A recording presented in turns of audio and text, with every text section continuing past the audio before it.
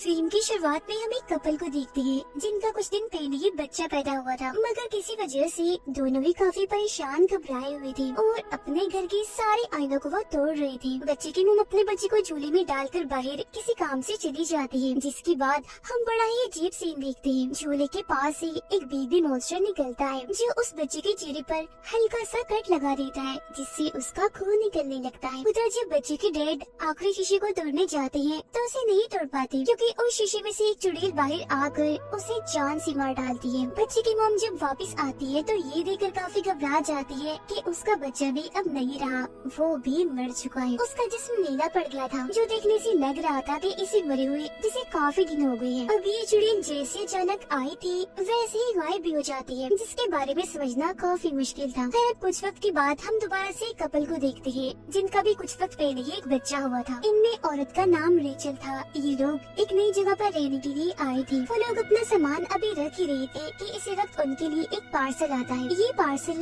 Rachel की mom ने भेजा था, जिसमें कुछ डब्बे और खिलौने थे जो रेचल की बहन और उसके बच्चे के थे। रेचल की बहन और कोई नहीं बल्कि वही औरत थी जिसे हमने शुरुआत में देखा था, और उसी के बच्चे और हस्बैंड के साथ सब हुआ था, यानी चुड़ैल और बेबी मॉन्स्टर ने उन्हें मार दिया। अब उनके साथ हुआ क्या था ये तो हम जानते हैं, मगर क्यों, इस सवाल का जवाब हमें कहानी में आगे जाकर मिलेगा। सामान को देखकर रेचल खुश नहीं होती, ये सोचकर कि मेरी मॉम ने मेरे बच्चे के लिए पुराना सामान भेज दिया और उस बच्चे के खिलौने जो मर चुका है। इस पर उसका हस्बैंड कहता है जो तुम्हारी बहन के साथ हुआ वो एक हादसा था, और अब अगर हम उन चीजों को वहम ना बनाए तो ही अच्छा है। इन चीजों में किताब भी थी जिसमें एक दूसरी जुबान में कुछ लाइन्स लिखी हुई थी, कुछ तस्वीरें थी और एक धुन भी बनी हुई थी। अब रेचल को तो ये जुबान समझ नहीं आती थी, मगर उसके हस्बैंड को थोड़ी बहुत आती थी, इसीलिए वो किताब को चेक करके बताता है कि ये जो लाइन्स और धुन है ये ललाबाई है, एक लोरी है। अब रेचल उसे गुनगुनाने लगती है, मगर एक कॉल की वजह से वो चुप हो जाती है और किताब को बंद कर देती है। अब कुछ दिन ऐसे गुजर जाते हैं। उनका बच्चा बाकी बच्चों की तरह हमेशा रोता रहता है, सोता भी नहीं है, इसलिए दोनों काफी परेशान हो गए थे। परेशान भी क्या, थक गए थे।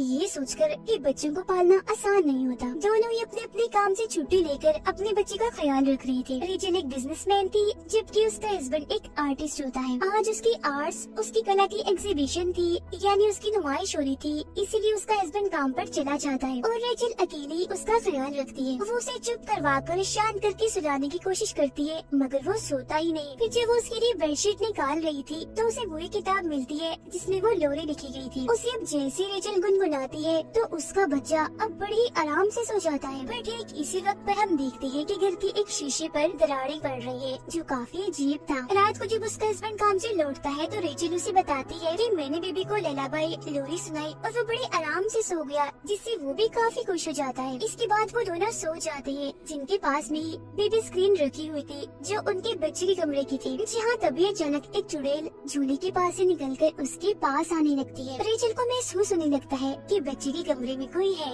इसलिए वो फौरन उसके कमरे में जाती है, पर वहाँ पर तो कोई भी नहीं होता। लेकिन अलमारी का दरवाजा खुला हुआ था, जिसे चेक करने पर उसके अंदर भी कुछ नहीं होता। रेचल जब बेबी स्क्रीन को देखती है तो उसे लगता है कि शायद ये खराब हो गया, इसलिए वो उसे कचरे में फेंक देती है। बाहर जब वो आ रही थी तो उसे हर जगह हलचल होती हुई महसूस होती है। वो पूरे घर को चेक करती है पर उसे कुछ भी नहीं मिलता। वो फिर जब शीशे में खुद को देख रही थी तो हम उसके पीछे चुड़ैल को भी देख पाते हैं जो उस पर नजर रख रही थी, पर रेचल उसे नहीं देख पाती। इसके अलावा उस टूटे हुए शीशे पर और भी दरारें आने लगती हैं। उसका हस्बैंड जब नहा रहा था तो रेचल उसके पास आती है, पर तभी उसे आईने में वही चुड़ैल दिखती है, जिससे वो काफी डर जाता है और उसे साइड पर धक्का देता है। इस चीज से रेचल काफी नाराज हो गई थी। इसके बाद वो जाती है नई बेबी स्क्रीन लेने के लिए, जहाँ पे उसे अचानक अंधेरा दिखता है, जिसके साथ साथ वो चुड़ैल भी जो उसे डरा रही थी, जिसे देख रेचल बहुत ही ज्यादा डर जाती है। जिसका मतलब था कि इनके घर में जरूर कोई अजीबोगरीब चीजें होना शुरू हो गई है, जो सिर्फ घर पर ही नहीं बल्कि बाहर भी हो रही है।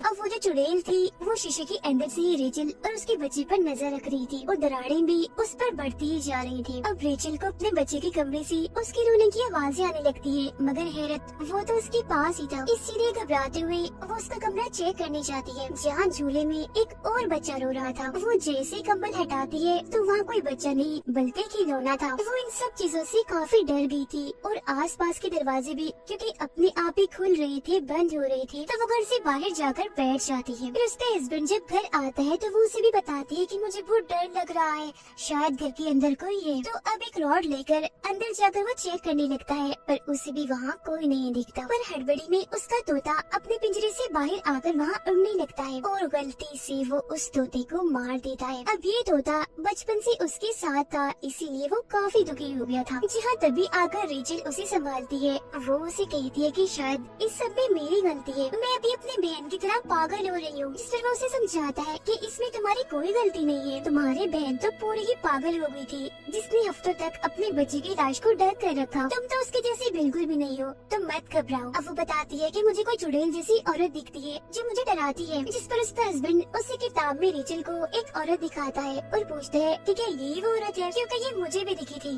जब मैं नहा रहा था। और ये किताब वाली औरत और कोई नहीं बल्कि वही चुड़ैल थी। दोनों ही काफी टेंशन में आ जाती है, पर किसी तरह खुद को संभालते हुए वो ये फैसला करती है कि ये जो कुछ भी है हम इसे साथ ही झेलेंगे और मिलकर ही इसका खात्मा करेंगे। अब रात को रेचल के हस्बैंड को अपने बच्चे के रोने की आवाज बाहर से आती है, जबकि वो तो उनके साथ ही सोया हुआ था। तो वो नींद में उठकर अपने बच्चे को चुप करवाने के लिए चला जाता है और घर से बाहर उस जगह पर आ जाता है जहाँ इन्होंने किताब को फेंका था। दरअसल रोने की आवाज इसी किताब में से आ रही थी जो उन लोगों को अपने पास बुलाना चाहती थी। और अब उसका हस्बैंड किताब को लेकर वापिस आ जाता है। सुबह जब रेचल सो रही थी तो उसके पास उसका बच्चा भी था जो अचानक से ही गायब हो जाता है। बच्चे की आवाज चादर के अंदर से आ रही थी, इसीलिए वो अंदर ही अपने बच्चे को ढूंढने लगती है। जहाँ उसे अपना बच्चा मिल तो जाता है मगर मरा हुआ, जो देख वो काफी घबरा गई थी, जबकि असल में उसका बच्चा बिल्कुल ठीक था, जिसे देखकर उसकी जान में जान आती है। अगले दिन उसका हस्बैंड अपने बच्चे को लेकर चला जाता है क्योंकि आज रेचल ने किसी जरूरी काम से जाना था। रेचल का हस्बैंड अब एक चर्च में जाता है जहाँ आकर उसकी मुलाकात एक प्रीस्ट से होती है, जबकि दूसरी तरफ हम रेचल को एक मेंटल हॉस्पिटल में जाता हुआ देखते हैं जहाँ उसकी बहन थी। रेचल का हस्बैंड उस प्रीस्ट को सब कुछ बताता है जिन चीजों का उन्हें सामना करना पड़ रहा था, और वो किसी एक्सोर्सिस्ट के बारे में पूछता है जो भूत प्रेत को कंट्रोल करने के माहिर होते हैं ताकि उन्हें कोई मदद मिल सके। ये सारी बातें सुनकर प्रीस्ट उसे कहती है कि बिल्कुल यही सब रेचल की बहन भी पूछती हुई आई थी, और अब वो उस किताब को देखकर उसके बारे में बताने लगती है। उधर रेचल भी अपनी बहन को सब कुछ बता देती है, जो सुनकर वो कहती है कि क्या तुमने वो ललाबाई लोरी तो नहीं गाई? जिस पर रेचल हाँ में जवाब देती है, जो सुन उसकी बहन डर जाती है और कहती है कि मैंने वो सारा सामान लॉक करके रख दिया था ताकि वो किसी को भी ना मिल सके, मगर वो तुम तक आ गया है। लोरी भी तुमने गानी है तो अब बहुत बुरा होगा। और अब रेचल की बहन और प्रीस्ट उस किताब के बारे में बताने लगते हैं। तो यहाँ अब सामने आएगी उस चुड़ैल और लोरी की कहानी। अब जैसा कि हम जानते हैं कि दुनिया बनने से पहले गॉड ने सबसे पहले एडम और ईव को बनाया था, पर अक्सर लोगों का कहना है कि उनसे पहले गॉड ने एक औरत को बनाया था जिसका नाम लिलिथ था, जो कि बहुत ही खूबसूरत थी। अब एडम ने एक खास किस्म की लोरी बनाई जो सुनकर लिलिथ हमेशा उनके पास आ जाया करती थी। लिलिथ उनके साथ रहना चाहती थी, मगर ईव की वजह से वो उसके साथ नहीं रहना चाहती थी, और लिलिथ की इसी गलती की वजह से उसे उस जगह से निकालकर जंगल में छोड़ दिया गया, जिसके बाद वो जंगलों में भटकती रही और वुल्व्स भेड़ियों के साथ रहने लगी। जिसके बाद उसने जन्म दिए डिफॉर्म बच्चे जो किसी भी तरह इंसान नहीं दिखती थी, वो नॉर्मल नहीं थे क्योंकि वो बस थोड़े बहुत इंसान थे, बाकी वुल्फ जैसी थी। फिर जब एडम और ईव के बच्चे पैदा हुए तो क्योंकि वो इंसान और प्यारे भी थे तो उनके बच्चों से लिलिथ को जलन होने लगी, इसीलिए उसने उनके बच्चे चुराना शुरू कर दिए, जिसके बाद नस्ल दर नस्ल यही चलता रहा। और इस नस्ल में कोई खास किस्म के बच्चे नहीं थे बल्कि पूरी इंसानी नस्ल के बच्चे थे जो कि एडम और ईव से पैदा हुए थे। ऐसा होने की वजह से एडम ने गॉड से दुआ मांगी, इसलिए गॉड ने लिलिथ को उठाकर एक खतरनाक दुनिया में फेंक दिया। अब रही बात ललाबाई यानी लोरी की, तो ये लफ्ज़ तो आया ही लिलिथ से बचने के लिए, मतलब कि एक ऐसी लोरी थी जो लिलिथ से बच्चों को दूर रखती। मॉम सी लोरी गा कर अपने बच्चों को लिलिथ से बचाती, पर वो क्योंकि काफी चालाक थी इसलिए यहाँ उसने एक चाल चलती। उसने वही एडम की खास लोरी उठाई और उसमें कुछ ऐसे बदलाव किए जिसे पढ़ने से वो दोबारा से जाग जाएगी, वापिस आ जाएगी। और यही वजह है कि इस ललाबाई लोरी के जरिए आज भी वो बच्चों को ले जाने में कामयाब रहती है जब कोई उसे गाता है।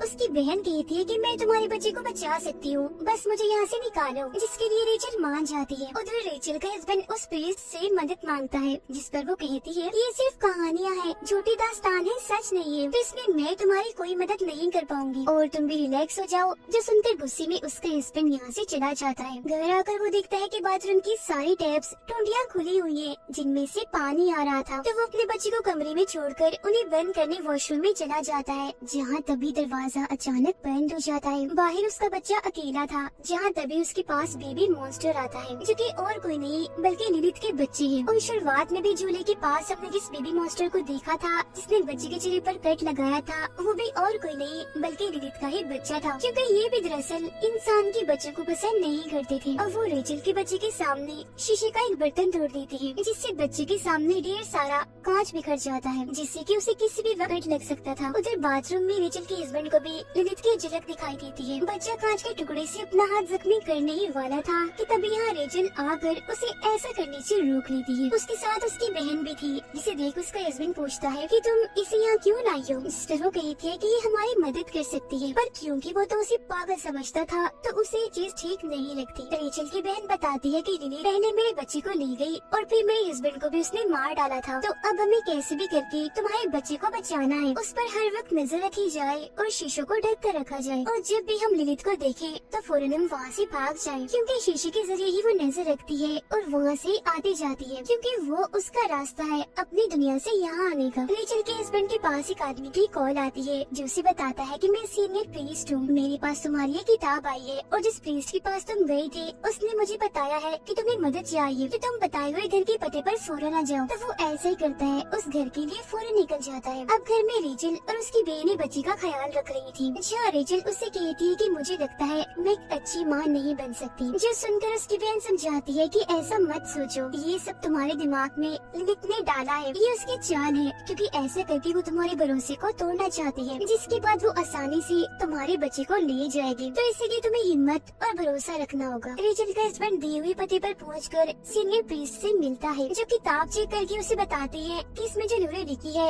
वो किसी ने गाई है। जिससे वो कहता है कि हाँ, मेरी वाइफ रेचल ने गाई थी, जिसके जवाब में प्रीस्ट कहते हैं कि इस वजह से अब तुम्हारा बच्चा लिलिथ की नजर में है, तो सबसे पहले तुम्हें अपने बच्चे को लिलिथ से बचाना है। और हाँ, वो बच्चे को सीधा डायरेक्ट आकर नहीं ले जाती, उसे नहीं मारती, बल्कि उसका प्रोसेस किसी रिचुअल जादू की तरह होता है, जिसे पूरा करके ही वो बच्चे तक पहुंच सकती है। इस रिचुअल में 3 स्टेप्स होते हैं, जिनके पूरा होते ही इस दुनिया का दरवाजा खुलता है और वो आ जाती है। पहला स्टेप था उस लोरी को गाना, फिर दूसरा घर में किसी जानवर परिंदे का खून देना, जिस पर फौरन रेचल का हस्बैंड कहते हैं कि हाँ, मेरे तोते का खून बहा था, वो मर गया है, जिसका मतलब था कि अब आखिरी तीसरा स्टेप ही बचा है रिचुअल पूरा होने में, और वो है उनके बच्चे का एक बूंद खून बहना। जब ऐसा होगा तो लिलिथ उसे लेने आ जाएगी, यानी कि शुरुआत वाले बच्चे को जो कट लगा था उसके खून बहने की वजह से ही लिलिथ उसे ले जा पाई थी। और ये सब और कोई नहीं बल्कि लिलिथ के बच्चे करते हैं, और उन्होंने रेचल के बच्चे के सामने भी ग्लास का बर्तन इसलिए तोड़ा था ताकि उसका खून बहे और रिचुअल पूरा होते ही लिलिथ आकर उसे ले जाए।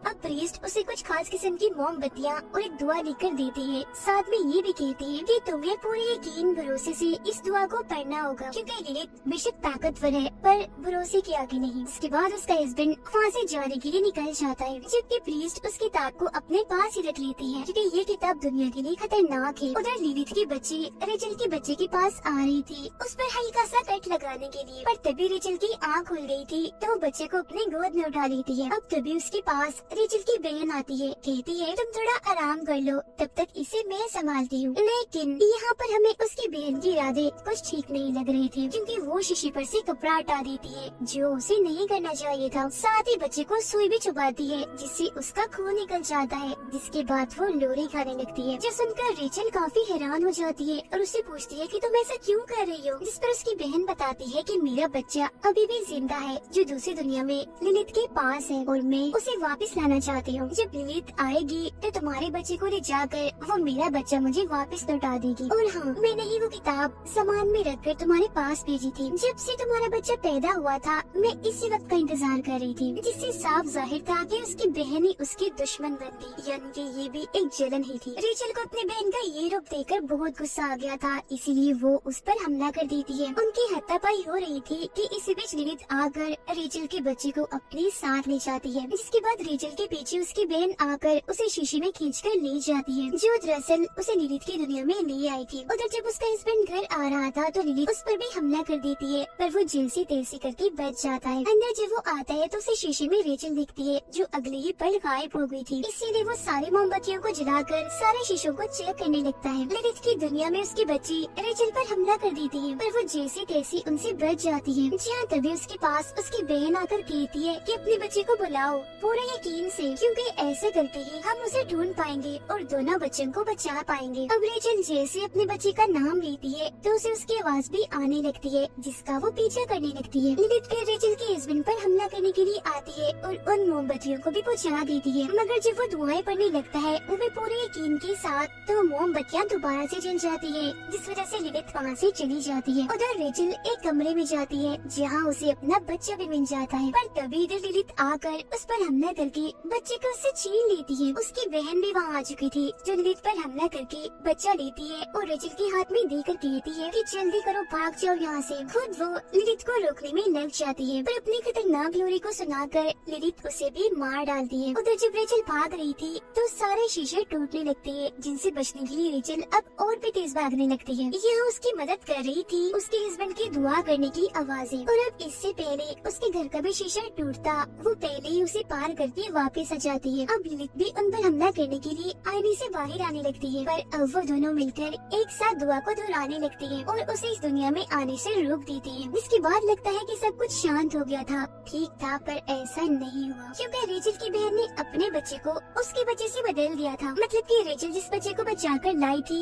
वो उसका नहीं था, बल्कि उसकी बहन का था। और जब वो बच्चा चेक करती है तो सच में उसकी बहन का ही था, जबकि उसका अपना बच्चा तो अभी भी लिलिथ की दुनिया में उसके पास था, जो देखकर वो बहुत ही ज्यादा दुखी हो जाती है। और अब यहाँ उसकी बहन का मकसद तो पूरा हो गया था, वो सिर्फ अपने बच्चे को ही बचाना चाहती थी, जिसका मतलब साफ था कि वो सच में ही पागल हो गई थी। बेशक खुद भी वो एक माँ थी, पर उसने इस बात का रियाज नहीं रखा कि उसकी बहन भी एक बच्चे की माँ है। इसके बाद हम देखते हैं कि रेचल का हस्बैंड उस किताब को चुराकर रेचल के पास ले आता है, क्योंकि अब ये दोनों अपने बच्चे को वापस लाने के लिए लिलिथ की दुनिया में जाना चाहते थे। पर अब उनका सामना सिर्फ लिलिथ से ही नहीं बल्कि किसी और से भी होगा, और वो थी वहाँ बनने वाली एक नई चुड़ैल, जो और कोई नहीं बल्कि रेचल की बहन थी। जी हाँ, और अब उसके पास ही रेचल का बच्चा है, जिसका मतलब था कि अब चीजें पहले से भी कई भयानक और खतरनाक होने वाली है। और बस इसी ड्राउनी एंडिंग के साथ ही ये कहानी इधर ही खत्म हो जाती है।